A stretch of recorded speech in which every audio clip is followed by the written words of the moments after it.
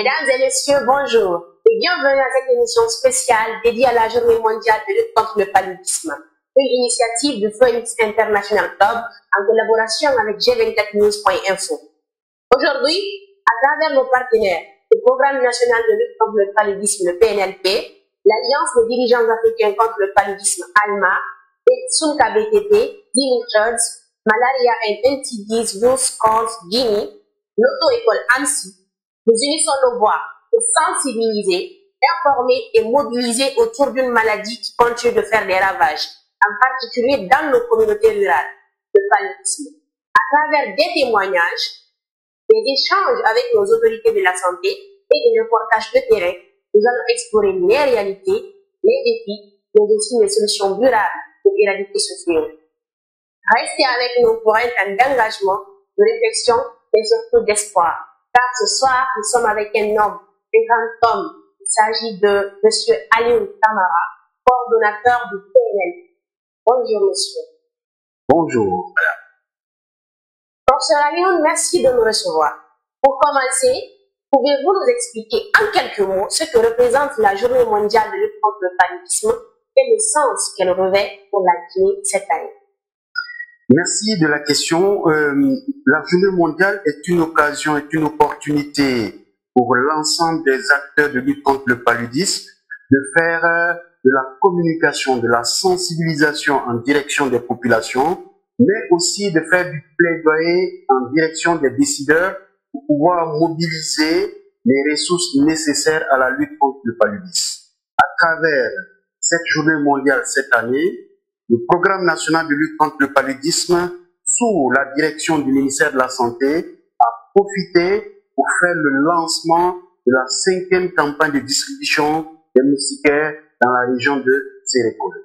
Donc ça a été une occasion. Et aussi, à travers des messages, nous avons pu sensibiliser aussi bien les populations, et surtout dans la zone rurale, pour l'usage des moustiquaires à longue durée d'action, pouvoir protéger notre population. Merci, monsieur. Quel est le thème retenu par le PNLP en 2025, cette journée? Et en quoi ce thème résonne-t-il avec les réalités du paludisme dans notre pays? Alors, communément, l'Organisation mondiale de la santé, sous l'impulsion de Rollback Malaria, aussi appelé RBM, chaque année, il y a une thématique qui est réservée. Cette année, la thématique réservée a été celle de dire réinvestir, réimaginer et relancer la lutte contre le paludisme. Ces thématiques ont été choisies vu la nécessité pour tous les pays de ne pas baisser les bras. Vous vous rendez compte que de 2000 à 2020, les efforts énormes ont été consentis pour lutter contre le paludisme. Celui-ci a permis de baisser drastiquement les cas de paludisme. Cependant, comme vous l'avez dit à votre introduction, le paludisme reste toujours, ne serait-ce que pour la Guinée, une maladie meurtrière. Et pour cela, on trouve nécessaire que tous les pays puissent réimaginer leur stratégie de lutte pour pouvoir s'adapter. Parce que de l'autre côté, la maladie change de dimension.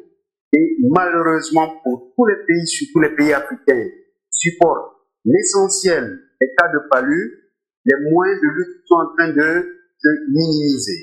Et donc, il faut se réinvestir pour pouvoir relancer la lutte contre le paludisme. Donc, c'est un appel à l'ensemble des pays africains pour qu'on puisse continuer à consacrer nos énergies à la lutte contre le paludisme.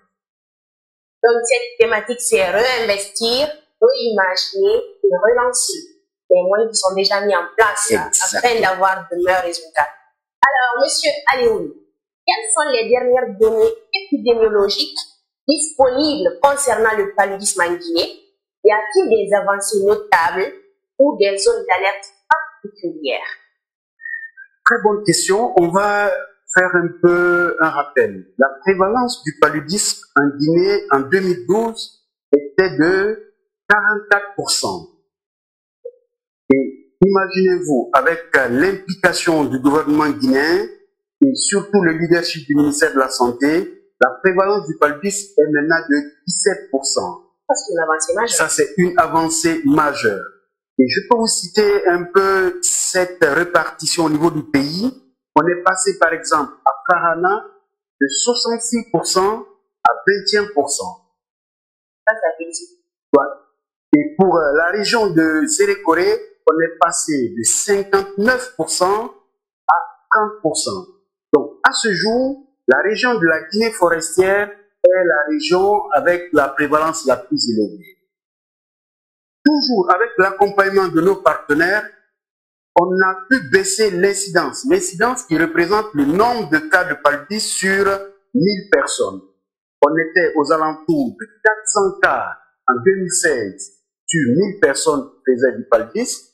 En 2023, on est actuellement à 197 cas pour 1000 cas. Donc, ça veut dire que des progrès énormes ont été enregistrés. Cependant, on a encore des défis à pouvoir accomplir. D'accord. Professeur Alioune, quels sont les groupes les plus vulnérables face au paludisme en Guinée et quelles actions sont spécifiquement menées pour leur protection? Merci. On va dire en Guinée, toute la population est à risque de faire du paludisme. Il n'y a pas de population qui est exclue. Mais majoritairement, deux populations sont, on va dire, les plus concernées. Il s'agit des femmes enceintes pendant leur grossesse et des enfants de moins de 5 ans.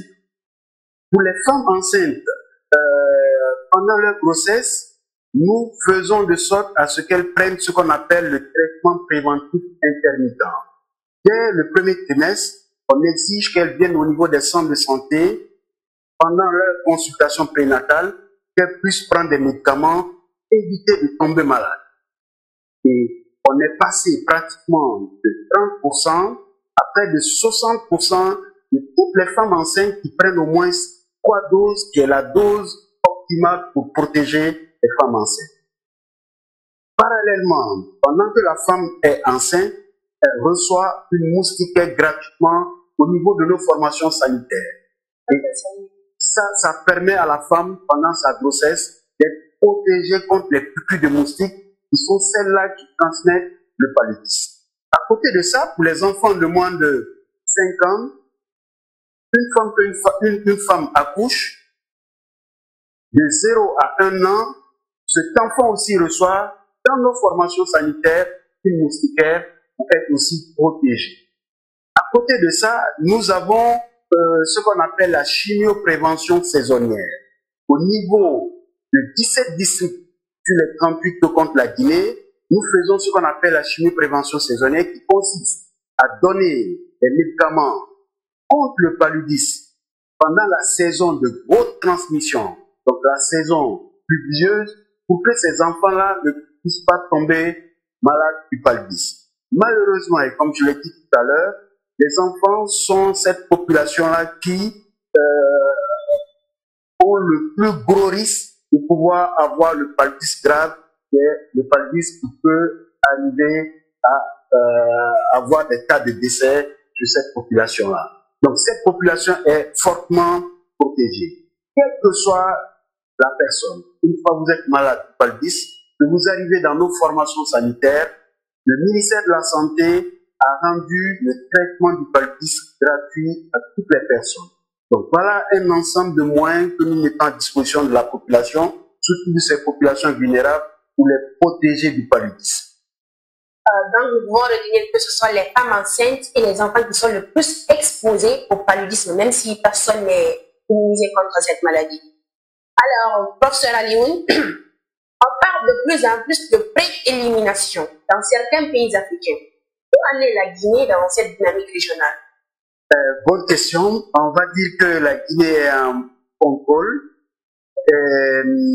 Cependant, il faut souligner qu'on a enregistré beaucoup de cas de progrès.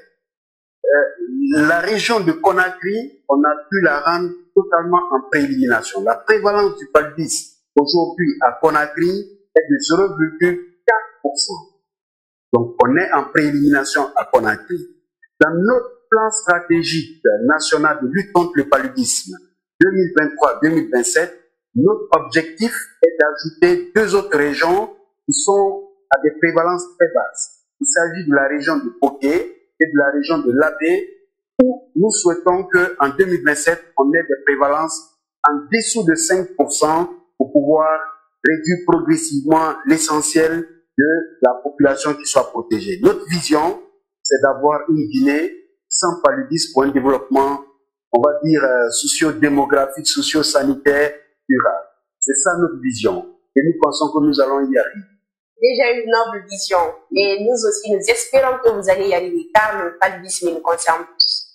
Le PNLP, comme vous venez de le dire, met plusieurs campagnes de prévention et de distribution de moustiquaires.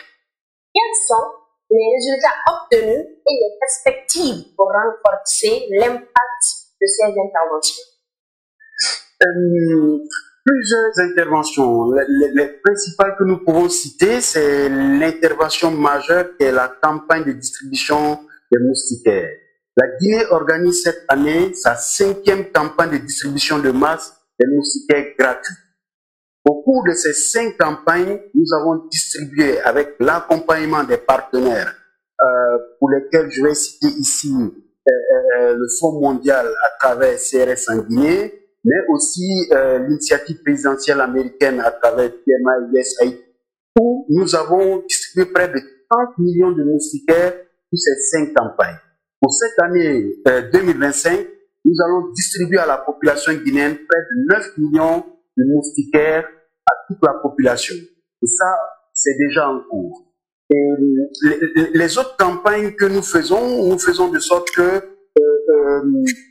tous les enfants qui ont moins de 5 ans puissent être protégés contre le paludisme. Nous avons protégé les 17 districts qui sont concernés. Il s'agit des districts de la région de Kankan, de la région de Mam, de Farana, de Labé et quelques districts de Boké. Près de 2 millions d'enfants sont protégés contre le paludisme pendant la saison des pluies. Et ça permet drastiquement de réduire l'incidence et les cas de paludisme dans notre population. Donc, nous continuons, comme je vous l'ai dit, tous les cas de paludisme qui arrivent dans une formation sanitaire, les cas de fièvre, qui sont testés gratuitement. Et si c'est des cas de paludisme, ils sont mis sous traitement gratuitement. Et tout ça, c'est un mouvement d'ensemble. C'est pas seulement le secteur de la santé qui doit se mettre, on va dire, en rang pour lutter contre le paludisme. C'est un mouvement d'ensemble de tous les secteurs du pays qui doivent être, on va dire, en rang de bataille contre le paludisme. De là, les prises d'exposition, nos femmes et nos enfants, et personne n'est exclu, on doit tous se mobiliser.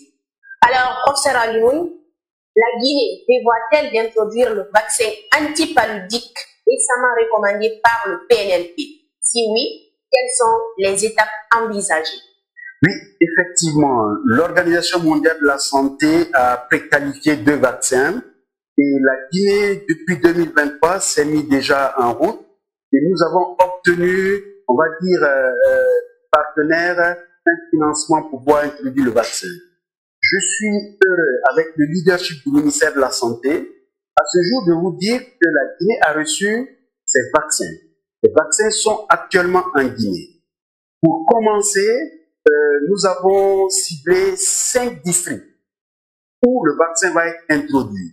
Normalement, le ministère de la Santé est en train de faire les préparatifs. En principe, au plus tard au mois de juin, nous devons commencer l'introduction du vaccin auprès de ces 5 districts. Ceux qui veulent savoir, il s'agit du district de Yomou, il s'agit du district de Mamou, il s'agit de Kankan et Sigiri, et il s'agit du district de Gawal, qui ont des incidences très élevées. Et nous pensons, avec l'introduction de ce vaccin-là, nous allons contribuer, nous allons avoir un arsenal plus large pour pouvoir lutter contre le paludisme. Donc voilà un peu pour l'introduction du vaccin. Nous sommes, on va dire, très optimistes pour plus tard au mois de juin, le vaccin-là sera à disposition de notre population. Donc les districts avec une prééminence très élevée sont déjà préparés, sont ciblés. Exactement. Par ces futurs vaccins. Oui. Et on espère qu'au mois de juin, vous allez commencer